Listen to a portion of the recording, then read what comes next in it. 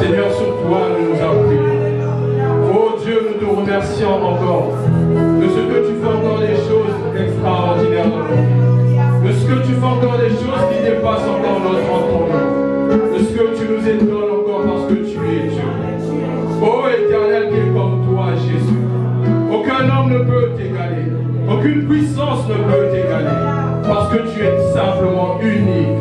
Parce que tu es éternel. Parce que tu es le roi. Parce que tu es celui qui vit dans Jordan. Il n'y a aucun autre parmi nous, Seigneur. Dans les cieux, sous la terre, il n'y a aucun autre, Seigneur, au Père. Si c'est le que Jésus. Si c'est le que Jésus. Si c'est le que Jésus. Le nom qui est élevé au-dessus. Le nom qui est élevé en dignité, en puissance, en autorité. C'est pourquoi nous te disons encore merci. Merci encore, Seigneur, pour ce temps. Merci encore, Éternel, pour ces moments. Merci encore pour ce que tu fais dans nos vies. Est-ce que l'honneur et la gloire te reviennent encore? Sois loué, sois béni, notre Dieu. Alléluia. Est-ce que maman, je t'ai pas encore acclamé pour le Seigneur? Alléluia. Pousse encore les pieds de joie et les médias comme Jésus est bon, Jésus est. Alléluia. Gloire au Seigneur. Alléluia. Merci beaucoup de louange. Nous pouvons nous asseoir, bien-aimés. Shalom à tout le monde.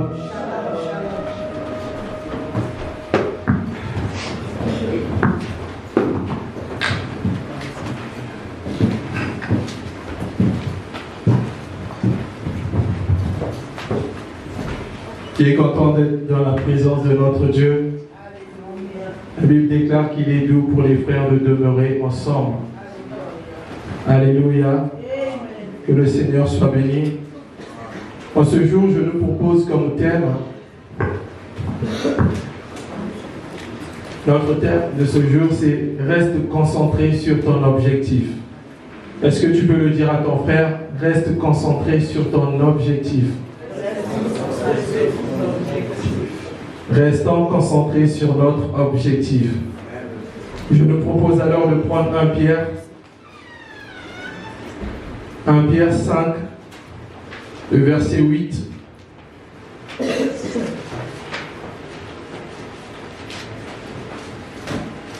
1 Pierre 5, le verset 8 nous dit.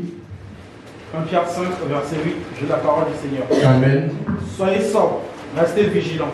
Votre adversaire, le diable, rôde comme un lion rugissant, cherchant qui dévorer. Amen. Amen. Soyez sobres, veillez. Votre adversaire, le diable, rôde comme un lion rugissant, cherchant qui dévorer. Bien-aimés, lorsque nous lisons ce passage de Pierre, nous enseigne 3 choses très importantes sur notre vie quotidienne. Ce passage nous enseigne 3 choses très importantes. Pour garder les yeux fixés sur notre objectif, pour garder les yeux fixés sur Christ, ce passage nous enseigne 3 choses très importantes. La première des choses qu'il nous enseigne, il nous dit que d'être sobre. Alors je me suis posé la question, c'est quoi être sobre? Être sobre veut tout simplement dire être vigilant. Celui qui est sobre, c'est celui qui veille sur son objectif. C'est celui qui est vigilant. Lorsque nous sortons au quotidien, très souvent, tu vas aller boire avec des amis, on nous dit de boire avec modération. Parce que quand tu bois avec modération, ça te permet derrière de reprendre ta voiture, de rentrer chez toi. Mais ici, dans notre cas à nous, c'est vrai que la plupart ne boivent pas, j'espère. Selon la foi de tout un chacun. Ici, dans notre cas à nous, le Seigneur nous dit d'être sobre, d'être vigilant sur notre objectif. Parce que celui qui n'est pas sobre peut perdre son objectif de vue. Celui qui n'est pas sobre, à tout moment, peut se détourner de son objectif. Mais lorsque tu es sobre, tu restes vigilant. Tu as les yeux fixés sur ton objectif. Amen. Et là, le Seigneur, premièrement, comme je disais, il y a 3 choses très importantes que nous enseigne ce passage. Premièrement, il dit d'être sobre.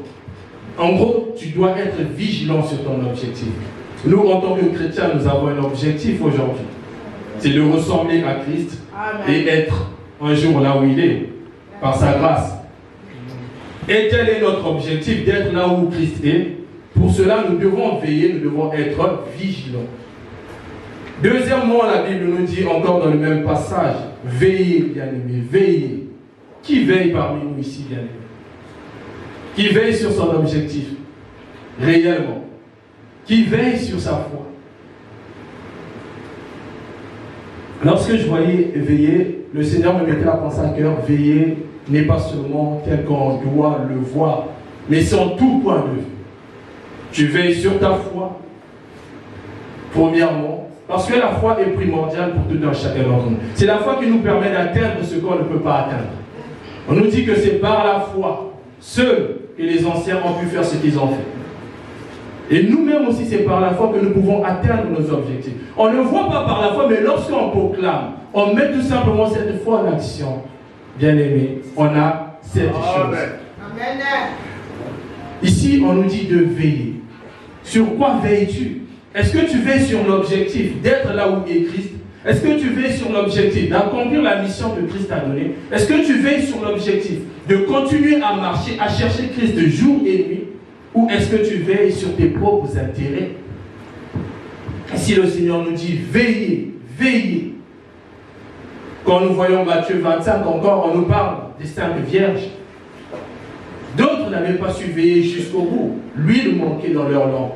Mais toi, est-ce que tu veilles sur ta foi?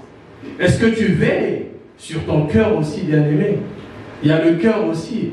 Parce que le cœur, bien-aimé, aujourd'hui, tu peux avoir la foi, mais le cœur ne croit pas. Il y a beaucoup qui ont la foi. Il dit, j'ai la foi, mais le cœur, le doute est rangé. Vous vous souvenez de Zacharie, le père de Jean-Baptiste? Il avait la foi, la Bible nous dit que c'était un homme intègre, juste dans ses voies, mais qui servait le Seigneur, mais le doute rongeait son cœur. Bien aimé, tu peux avoir la foi, mais le doute ronge ton cœur.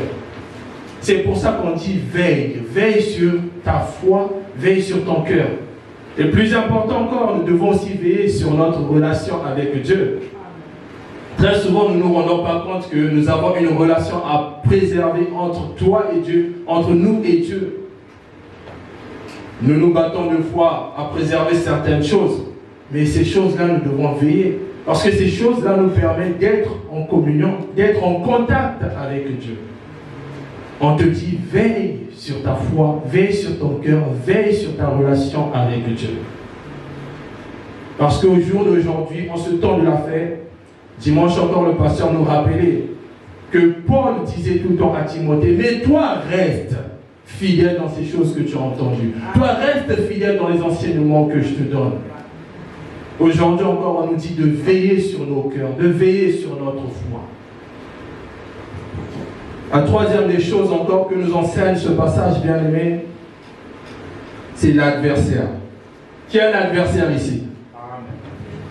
Qui est un adversaire ici? C'est qui l'adversaire pour vous? Vous êtes sûr? Moi, le Seigneur m'a fait comprendre que l'adversaire n'est plus le diable. Amen. Il est toujours un adversaire potentiel. Parce qu'il détient toujours la puissance. Dieu l'a laissé avec cette puissance-là pour un temps. Mais n'oublions pas que le diable a été dépouillé. Donc Colossiens 2,14 dit, le Seigneur il dit qu'il a dépouillé les dominations, les autorités. Toute puissance, il l'a dépouillée. C'est le Seigneur qui détient toute puissance. Et dans Éphésiens 6, on nous dit encore que nous possédons les armes. C'est toi qui as les armes, bien-aimé. Le diable, il est vrai que c'est toujours un adversaire. On ne doit pas sous-estimer. Mais aujourd'hui, l'adversaire principal, c'est toi-même, bien-aimé. C'est ta chair, c'est toi. Amen. Si tu ne fais pas attention, tu peux être détourné. Parce que tu écoutes, comme je venais de le dire, par ta façon d'agir, ta façon de marcher, tu peux te détourner de ton objectif. Il est vrai qu'il y a quelqu'un qui tire les ficelles là-bas. Mais l'adversaire principal aujourd'hui, sur ta marche avec Dieu, c'est toi-même. Par tes décisions, par ce que tu fais, par les choix que tu fais, par tout ce que tu prends, bien-aimé. Si cela ne rentre pas dans les voies de Dieu, tu peux te détourner des voies de Dieu. Et parce que, comme nous dit la Bible, la chair est faible. La chair qui porte la chair, c'est nous qui portons notre chair. Très Très souvent, on aime accuser le diable, mais il y a des choses, aujourd'hui, le diable il ne détient plus le pouvoir sur toi. Celui qui a l'autorité, le pouvoir sur toi, c'est Christ. Amen. Celui qui doit régner par-dessus tout dans ta vie, c'est Christ. Et il a dit, prenez les armes que je vous donne. Et les armes, c'est lui qui nous a donné. Il a dit, toute autorité, je vous ai donné. De marcher sur les serpents, de marcher sur les scorpions, de marcher sur toute la terrasse de l'ennemi. Et il dit encore, rien ne pourra te nuire. Rien, ni même le diable, ni même ta famille. Encore vendredi, on s'est à nous rappeler que dans Nombre 23, le verset 23, que rien ne peut, l'enchantement ne peut nuire. Ni la divinité ne peut nuire contre toi. Parce que pourquoi? Dieu t'a donné l'autorité. Dieu t'a donné le pouvoir. Dieu t'a donné la puissance qu'il faut. Dieu t'a donné ce qu'il faut pour marcher conformément selon ce qui est écrit dans sa parole. Alors très souvent, ce que nous faisons, c'est quoi? Nous ne veillons pas, nous ne sommes pas sobres. Nous regardons à nos vies. Bien aimé, cette année, tu t'es tracé peut-être des projets.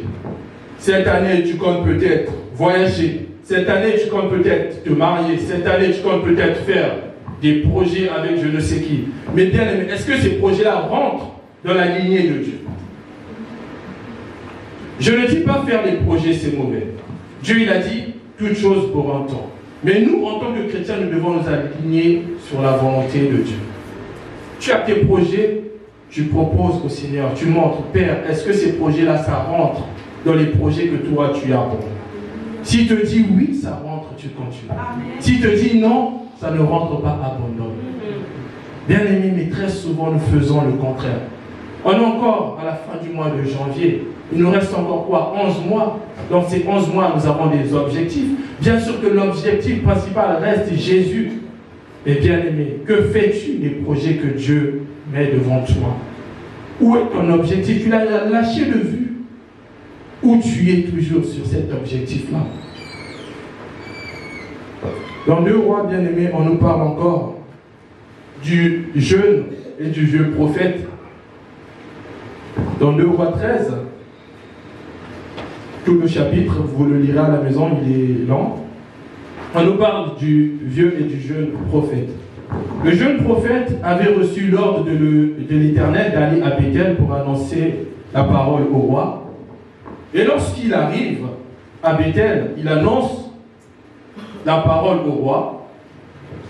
Mais l'instruction que Dieu l'avait donnée, c'était de ne pas se détourner de sa voie. C'est-à-dire, le chemin d'aller, il n'allait pas le reprendre pour le retour. Et Dieu l'avait dit aussi de ne pas boire ce qu'on va lui donner et de ne pas manger ce qu'on va lui donner non plus. Mais qu'est-ce qu'il a fait? Il est parti, il a accompli sa mission. Il a annoncé la parole. Sur le chemin du retour, le jeune prophète est rentré chez lui. Et comme dans la même ville de Béthel, il y avait aussi un vieux prophète. Ses fils sont venus lui dire, mais papa, il y a un jeune prophète qui est parti voir le roi, qui a annoncé la parole de Dieu, tout ça. Il dit, par quel chemin il est parti? Non, il a pris l'autre chemin là-bas. Préparez mon âne. Ils ont préparé l'âne. Le papa a pris, le vieux prophète a pris l'âne. Il est parti rejoindre le jeune prophète. Mais en arrivant, qu'est-ce qu'il lui dit? Il lui dit, mais qu'est-ce que tu es parti dire? Le jeune prophète lui raconte ce qu'il est parti faire. Et il lui dit, moi aussi je suis prophète. Dieu m'a dit, tu viens chez moi, tu bois, tu manges. Et qu'est-ce qu'il a fait? Ben, il a pris aussi l'âne avec lui, il est parti. Et par la suite, nous connaissons l'histoire. Pour ceux qui lisent la parole de Dieu, c'est très important. Qu'est-ce qui s'est passé? Le jeune prophète, il est mort. Parce qu'il n'avait pas respecté l'objectif. Dieu l'avait envoyé pour une mission.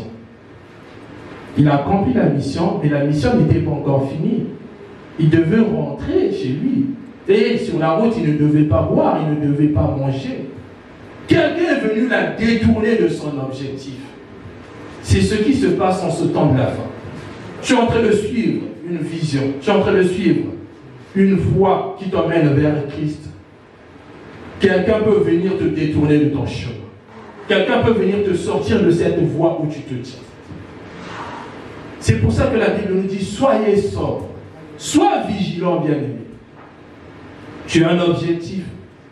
Cet homme-là, sûrement, il avait respecté les prescriptions qu'on lui avait données en allant.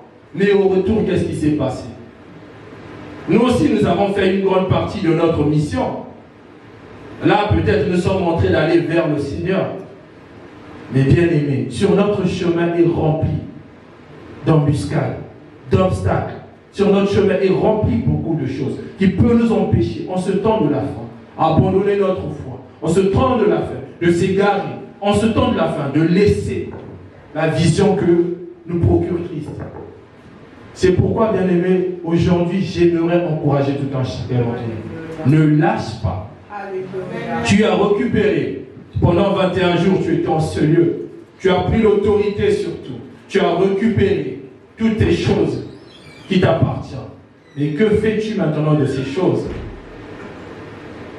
Si tu n'es pas vigilant, la vie de prière que tu as restaurée, quoi d'autre encore? Ta maison même que tu as restaurée en vie de prière, bien aimé. Si tu n'es pas vigilant de ces choses, le diable viendra toujours.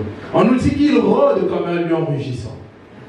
Le lion dans la forêt, il est toujours là, il rôde toujours cherchant la proie. C'est vrai que c'est un adversaire, comme je le disais, mais ne l'oublions pas, bien aimé, que sur notre marche, il se tient beaucoup de choses. 11 mois qui restent encore. Sur ces 11 mois, que comptes-tu faire? Sur ces 11 mois, que comptes-tu faire? Où comptes-tu aller? Vas-tu travailler pour le Seigneur ou vas-tu te détourner de ton objectif? Je ne suis pas là pour juger. Quand je vous parle, je me parle à moi-même.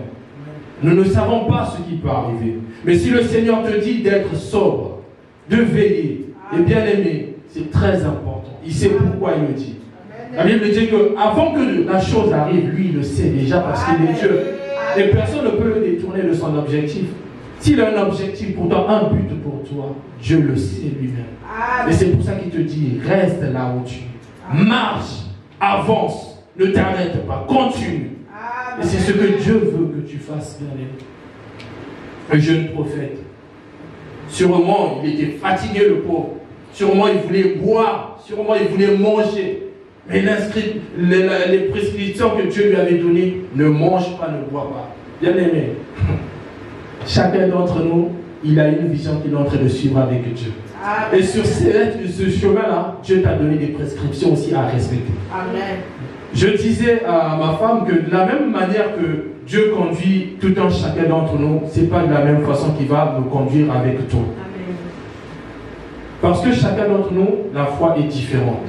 Toi, Dieu te conduit comme ça. Il va te conduire sur le chemin de la sanctification. L'autre sur le chemin de la miséricorde. L'autre sur le chemin de la foi.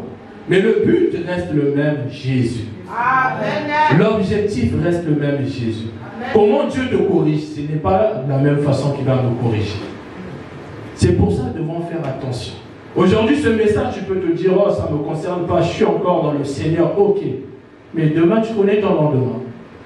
Qui connaît son lendemain? C'est moi, je ne connais pas mon lendemain. Personne.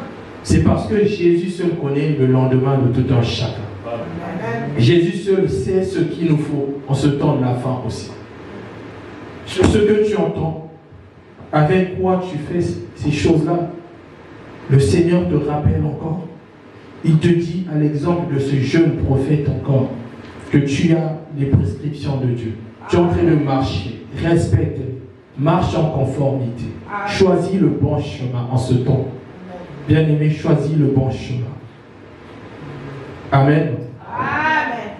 Dans 2 Rois 2 encore, c'est un modèle de vie à suivre. J'aime bien. 2 Rois 2, c'est une longue histoire aussi, que nous pouvons aussi lire à la maison. 2 Rois 2. Si quelqu'un est à la page aussi, peut lire 2 Rois 2. On va prendre le verset 2.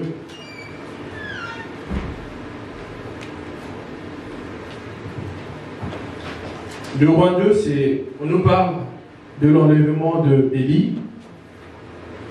Mais ce que j'aime dans l'attitude qu'avait Élisée en tant que disciple, en tant que serviteur, Élisée est resté sur son but premier. Élisée n'a pas lâché Élie de vue.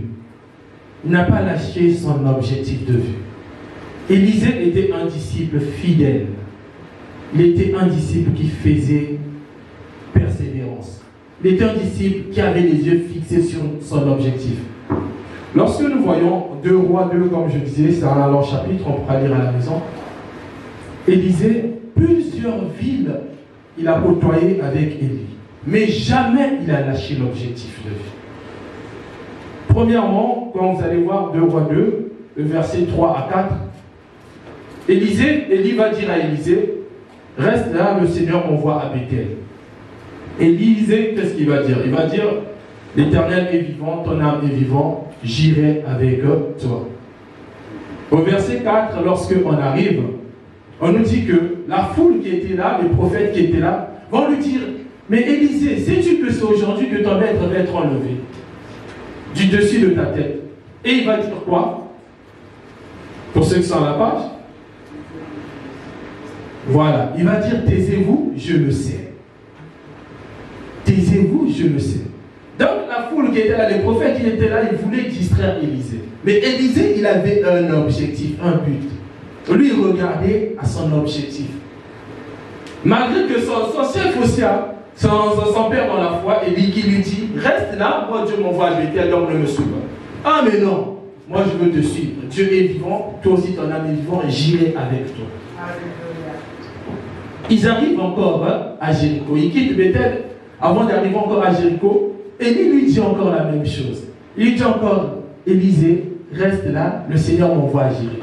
Il dit encore, l'Éternel est vivant et ton âme aussi est vivant, j'irai avec toi. Quand ils arrivent encore à Jéricho, la même histoire se répète encore.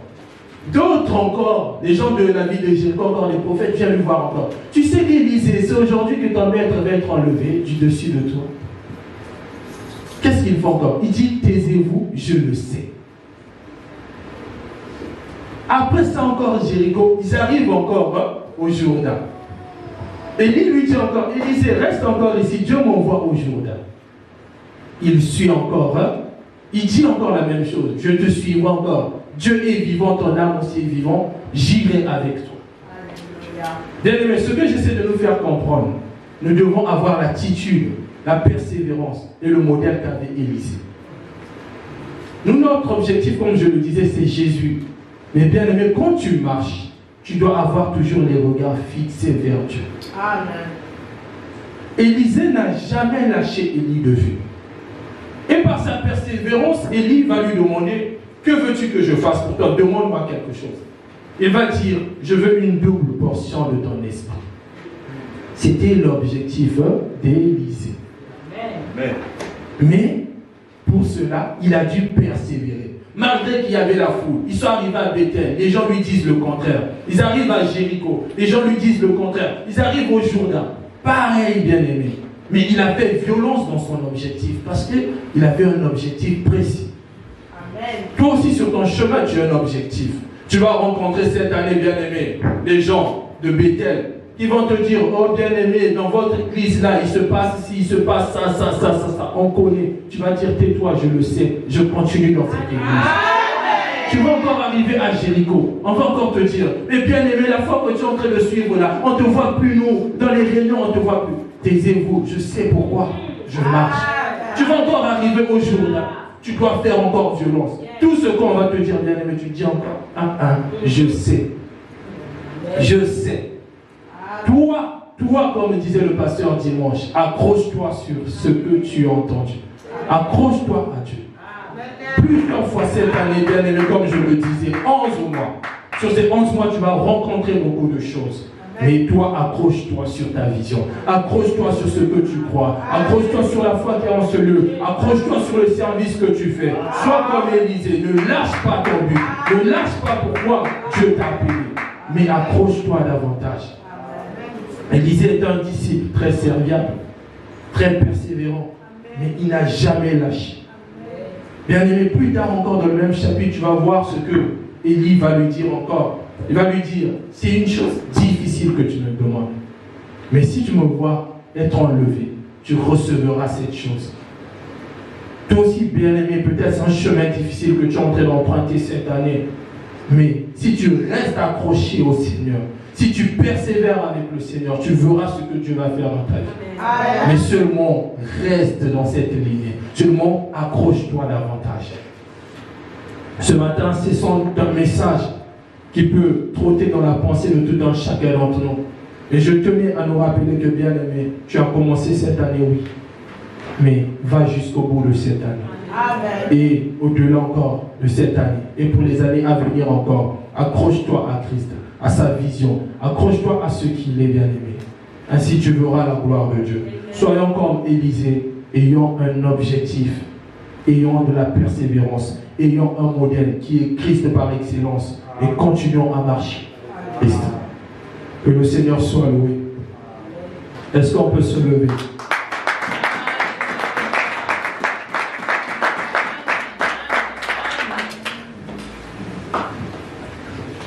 J'aimerais prier, bien aimé, pour quelqu'un. Je ne sais pas comment tu as commencé cette année. Moi, je sais comment j'ai commencé cette année. Les difficultés, j'ai commencé à en rencontrer, je les sais. Mais jusqu'à là, je dis, je garde les yeux fixés vers la rémunération qui est Christ. Je garde les yeux fixés vers celui qui ne lâche jamais. La Bible déclare que celui qui a fait la promesse est fidèle. Et je sais que Jésus n'est pas prêt de t'abandonner. Peu importe ce que tu peux vivre, je sais que Jésus est encore fidèle dans ton chemin. J'aimerais que, bien aimé, tu réponds ton cœur en ce jour devant le Seigneur. Toi seul sais comment tu débutes cette année. Toi seul sais aussi quel est l'objectif que tu as. En dehors de Christ et en Christ, j'aimerais que tu pries, bien aimé, en ce jour. Commence à élever ta voix avant que moi je prie pour toi, bien aimé, mais toi commence à élever ta voix.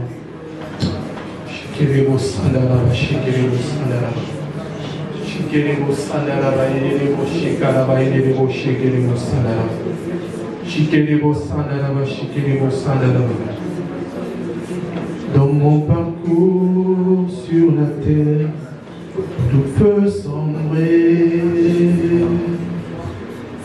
Oui, dans ma marche pour le ciel, tout peut sombrer. Oui, si la peur m'étouffe sur ma route, je chanterai, tu es fidèle. Dans mon parcours sur la terre, tout peut sombrer.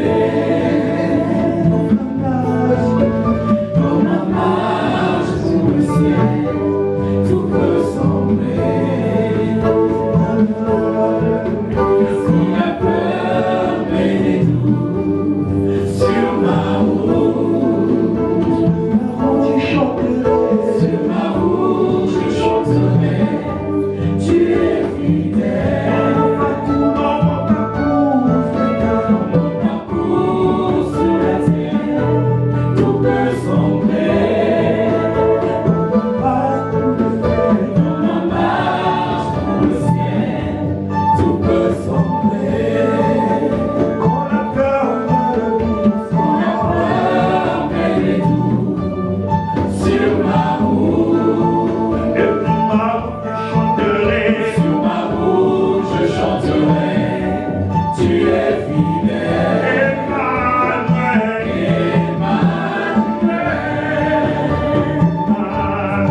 Emmanuel, ta fidélité.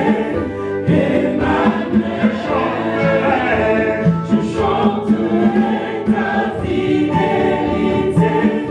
Emmanuel, je chanterai ta fidélité. Emmanuel,